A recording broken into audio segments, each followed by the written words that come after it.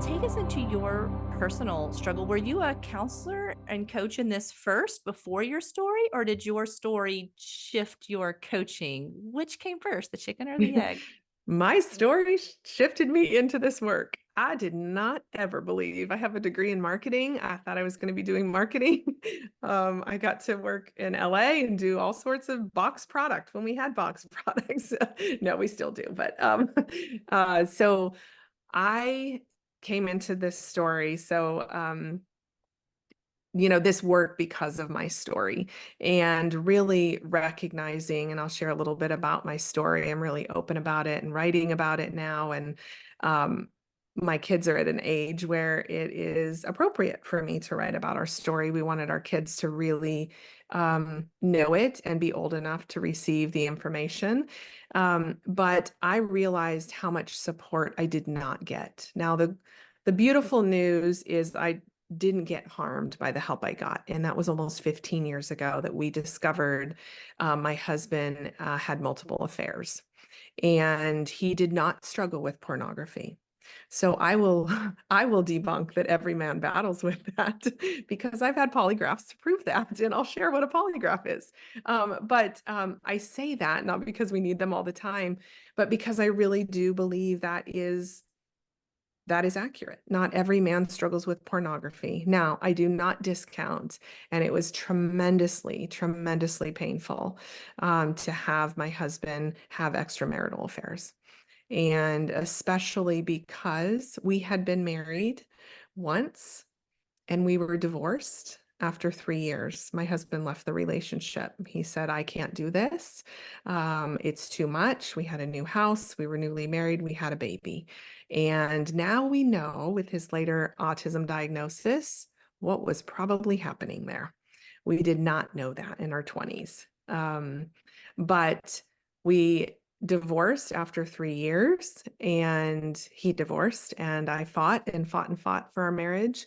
I went and did my own recovery work. There were not affairs then, but we remarried 3 years after that. So 3 years married, 3 years divorced, remarried. And then about, I think it was 6 years into our second marriage was when I found out about the affairs. And he was still struggling with connection and all the things and feeling loved himself and his own wounds. And it became addictive for him. It became compulsive. And so it doesn't fall under the category, as a lot of people say, well, he's not a porn addict or a sex addict. It is a derivative of kind of sex addiction and love addiction, because he was seeking that out and it resulted in, sexual behaviors. And he never wanted to do it. He fought it and he would try and fight his own struggle with it. And so gaps of time would be between affair partners, if you will. And I didn't find out until after number 4. And at that point, I did discover it. So there was a moment of that discovery and that devastation. I write about it in my book now. And in really just only to say that that devastation is repairable. It was awful, and we didn't have a lot of help that we now have in the field, which is why I decided I need to be in this field. God called me into this field to do this work, and I wrestled for years. And then I said, okay, I will do it. But yeah, that's the main part of it. But that was almost 15 years ago in the And to couple kind of months. fill in the gap for the listeners, one of you sent me actually an interview of Dr. Jake Porter and Shawna Meek together Mhm. talking about this, the sex addiction and autism, and said, you should have one or both on your show. And so if you haven't heard Dr. Jake Porter's yet, go back and listen to last week's. That's the connection that I made. And then Shauna's story, and then the story of your pain and reconciliation moving into helping others who are in this space, especially this neurodiverse Yeah. piece. Yes. Now, you're definitely not saying that the neurodiversity gives someone a pass to do No. this. So no one hear that, because that's Yep. not what she's Nope. saying. Nope. Absolutely But not. we are seeing, whether it's pornography, some do massages with happy endings, Yep. some as extramarital affairs, some are kind of like hookup kind of sexting affairs. I mean, there's a lot of Yes. different ways that this can manifest, or using, again, fetishes and objects and things like that that make the wife uncomfortable. And so we are seeing a lot more of that in neurodiverse relationships. And that's this crossover of why it's so important to talk about today. So talk about we're going to have Kevin on. Kevin has agreed to come on. So Dan and I will both be talking with Shawna and Kevin. And you'll hear Kevin's own story a couple of weeks from now. But your own process of healing from this and reconciliation, the autism piece, talk the listeners through the devastation to the reconciliation. Yeah. When I think back to, when I found out, I knew some things were off in our relationship. I knew there were ebb and flows. I knew Kevin was distant. And, looking back, I can see the struggle he had with intimacy. I very much could see that, and communication. And I look at the actual, we call it the D-Day, the discovery day of everything that happened. And I mean, going back to that evening, there was no sleep. There was absolutely, I was pulling shirts off the rack in my closet to be as far away from my children's room as I could, because I was just weeping all night. And in my spirit, I knew something was off. And I didn't get a hint that was so great that I was like, that's it. It's an affair. I just saw that text that said, can we meet up for lunch? And I knew something was off. And I trusted that. And I just went, as hard as it was to say, I I don't know, but I know something's deeper. I need to know more. And I pressed and I pressed and I pressed and said, I need to know everything and everything. I mean, how many times I probably said that was probably, you know, 15, 20 to everything. And he was ready at that point. And that isn't always the story, but he was ready to stop running. He was ready to stop fighting his own, um, demons of sorts. I mean, we say that, I say that a little bit loosely, but I also say that because that was really such a struggle for him. He was battling himself, and really that deep love and craving, because he hated what he was doing.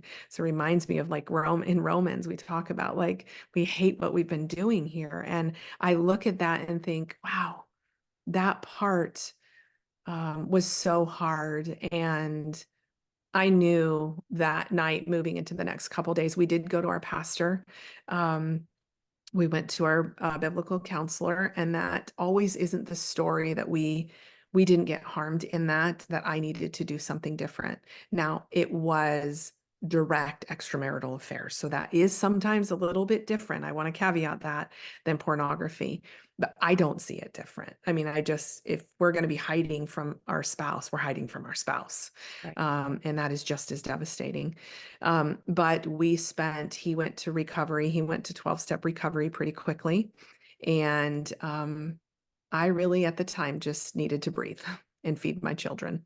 And they were 2, 4, and 9 at the time. And I did whatever I could to just be alive and survive for a while. And that really, I gave myself permission for that. I was grateful. I knew that this was not my fault, but I did waver at times. Like in my core, I knew it wasn't my fault, but man, I wavered a lot in, have I done something? Have I not done something? Have I not been something? And that wasn't the case. That wasn't true at all. And so I had a very few people around me, because I knew I needed to keep this really close for myself, for protection, and also more for the protection of my own heart and for my kids' hearts at the time. And so one step at a time. I didn't make a decision if I was going to stay in the marriage for a year. I told myself I'm going to give myself that year. But I was going to do everything I could to heal, and whether it was with him or without him, and he was going to have a choice. I didn't do a full disclosure then. What we know in the field now is knowing full truth and having a full formal disclosure is a process that takes weeks to prepare for. Then it was me and my laptop and typing away everything I could.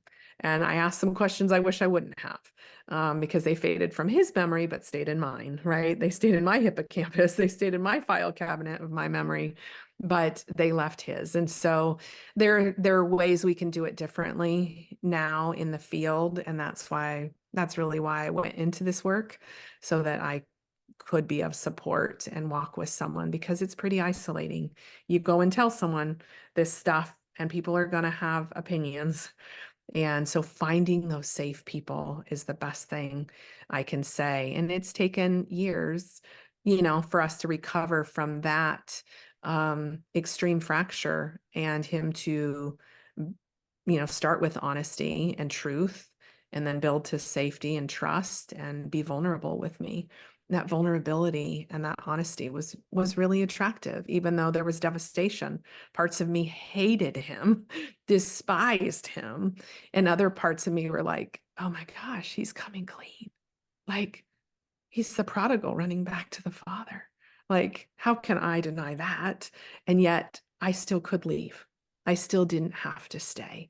The father was still pleased, I think, with him running back, but not pleased with the devastation. And so it was holding a lot of different spaces at the time. But I think you hit on a key thing. I think women that I've worked with, you've worked with in your own experience, is there's the first thing for a woman, whether it's porn or an affair, like, what did I do? Why wasn't I enough? yes, And whether that's just that's internal shame, or also some of the Christian literature out there that says, well, you it. weren't staying thin enough. You weren't Yep. attending to his sexual needs. You weren't asking about his day enough. You weren't this enough. And I think that kind of feeds some of that we've been taught. That, it's so interesting to me. It's like the men are being taught essentially like, well, as long as you're having sex, things are okay. And the women are being taught like, no matter what, don't not have sex, or he That's right. will have an affair or have pornography. And so it's like, but don't talk to each other about it. Like, don't have Exactly. those conversations. Everybody knows this is happening, but don't talk about it. And it's like, wow, how damaging. And then Yeah. I'm so glad you had the right help and the right support and the right people. Now, when does Yeah. the autism come into it? When does Mhm. that label enter the story? So that label entered the story 13 and a half years after our D-Day, which was just almost a year and a half ago now, when my husband was 50. So we didn't know about that piece. And here's what I will say, because there's parts that I look at, and he definitely had distance, but he could do the work when it came to repairing from this, devastation in our marriage, even with autism. Now we know. And was it perfect? No. Is this ever perfect? No. It's messy. It's so messy. But we didn't find out about it until later. And, he learned how to have a deep empathy for me. He didn't have, that motor empathy where he could attune to if a tear was going to drop from my eye. He still can't do that super well. But if I said, ouch, that hurts, he could still stand in that. But so I say that because we didn't find out about the autism until 13 plus years later. I think women would be asking, so even with repair, and this can be anything in a neurodiverse relationship, whether it's a Yeah. sexual something, or he wasn't there at the hospital, or he Yes. abandoned you on the side of the road, you can't go back and undo it. Like, it's always Right. there. That's always like a scar. So how did you move past or heal from that Mm. scar? Because while you're in a better space in your marriage and he repaired and you reconciled, you can't undo a divorce. You can't Mhm. because that was an abandonment. Right. It Can't was. undo the affairs. So what was that work you had to do? Because you decided to stay. How did you move Mhm. past those traumas and those scars? Yeah. We still talk about it. We still talk about it. This is not that happened, we're over it, it's behind us. When I need to grieve, you better believe, you better be ready to grieve, or at least stand with me in the grief. Maybe he's not grieving the same, but to learn to hold that space with me. And Dr. Jake Porter, in fact, is who I learned from, with regards to grieving together. And that has been tremendous. That has been so, so important to think about when I'm sad or when I'm mad that you took that from me, or when we get in an argument and you might have a meltdown now and leave the house, which has happened. You realize that's an abandonment trauma hitting up fresh for me. And because you left our marriage, um, that's a wound now I need to heal from again. So I'm not going to own that all by myself at all. And I'm not going to give myself a timeline of when I should be over it, per se. And that's a really important piece to me. And if it pops up, and I work with it. And I want to be in post-traumatic growth, right? I want to be living a full life, and I think I do very well. And there's still moments where I go, oh, or I'll hear another story, maybe in the news or something like that. And I'll be like, hey, I need to sit with you and talk about this, right? The whole Tiger Woods thing came out close to when ours did, and his infidelity. And I was like, I need to sit and talk about this too. And I say that because it won't ever be fully over. It is a part of our story, but I do believe that God has shown up in sweet, sweet ways for me that I've recognized. There are times, especially with the autism now, that I say, God, you will fill in that gap. Kevin still has work to do because I'm not going to excuse behavior, and he will need to do work. My boundaries are the rest of his life. There will be growth minded and forward progress the rest of his life. And that to me is it's just a really important piece to me. Yeah. Uh, I so think, and what you're talking about, and whether, because again, it's going to be male or female, that's autistic or right. non-autistic, that has an affair or does a traumatic thing. The worst Yes. thing you can say and do is, hey, we've repaired and I've apologized. I don't want to hear about this Yes. again. You need to Yes. talk about this. Go talk Oh, about this to your therapist. I don't want to hear it anymore. mhm. I'm sick of going down there for you. Just hush. Yes. Put a pin in it. Hit the restart Oh, button. Draw a line in the sand. I hear all mhm. those. Yep.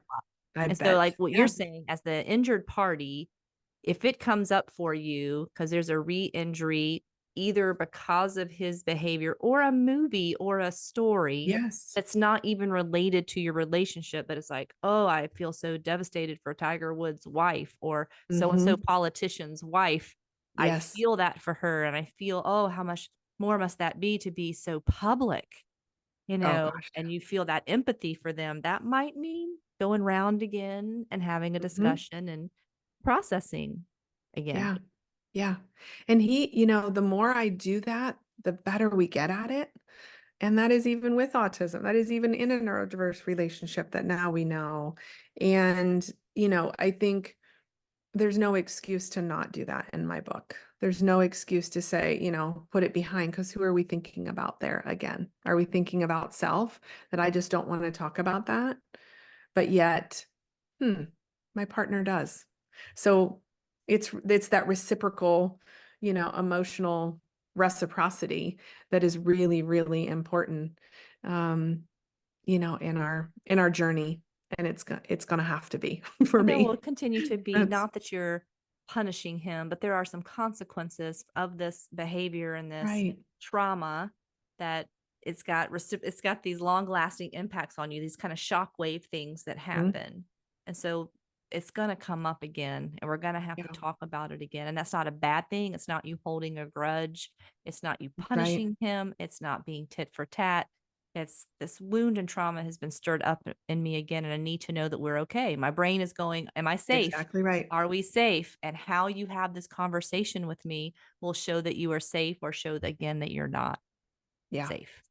Absolutely. Because it is that recalibration of our attachment. And what I'll tell my husband is, if you want to be there, you have the privilege to be there and be safe for me. Otherwise, I've grown to this point where I will find safety. Now, I'm not saying outside my marriage, with another male, but I have friends, I have Jesus, I have, supports that I can go to. So you have a privilege to be that. Do you, Dan would say do you you get choose that? to, you get to be that Exactly. person. Yeah, there's the choice. There's that choice point.